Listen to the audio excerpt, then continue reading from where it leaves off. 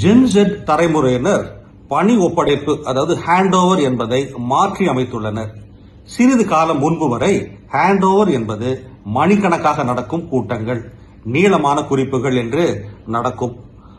அறிவு நாலேஜ் திரும்ப திரும்ப சொல்வதன் மூலமாக ரெப்படிஷன் கைமாற்றப்படும். நீண்ட விளக்கம் கொடுப்பதன் மூலமாக தொடர்ச்சி அதாவது கண்டினியூட்டி உறுதி செய்யப்படும். ஜென்செட் வந்தார்கள். அவர்களுடைய ஹேண்ட் ஓவர்ஸ் பெரும்பாலும் 20 நிமிடங்களில் நடக்கிறது. எல்லா ஷீட்டையும் கொடுத்து விட்டேன், பிளீஸ் செக் செய்து கொள்ளுங்க, எல்லா இன்ஃபர்மேஷனும் டிரைவ்ல இருக்குது, உள்ளே பாருங்க, அதை கண்டுபிடிச்சிடலாம். இப்படி அதை செய்கிறார்கள். முதலில் பார்க்கும் பொழுது அக்கறை இல்லாதது போல தெரியும். ஆனால் ஆழமாக யோசித்தால் ஒருவேளை திறன் மிக்கதாக இருக்கலாமோ என்று தோன்றும்.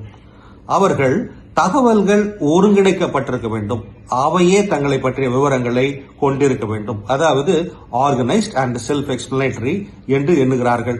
அவையும் டிஜிட்டலாக புழங்கக்கூடியதாக அதாவது ஆக்சசிபிளாக இருக்க வேண்டும். உங்களால் அதை கண்டுபிடிக்க முடியாவிட்டால் தரவு போதாமையால் அல்ல, நீங்கள் பழகாததால் முடியவில்லை. It's the lack of adaptability என்று எண்ணுகிறார்கள்.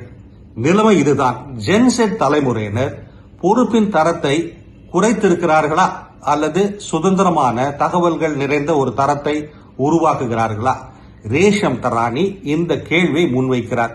இது போன்ற சிந்தனைகளை தவறவிடாதிருக்க தமிழ் பூமர் அபிஷியல் சேனலை சப்ஸ்கிரைப் செய்யுங்கள்.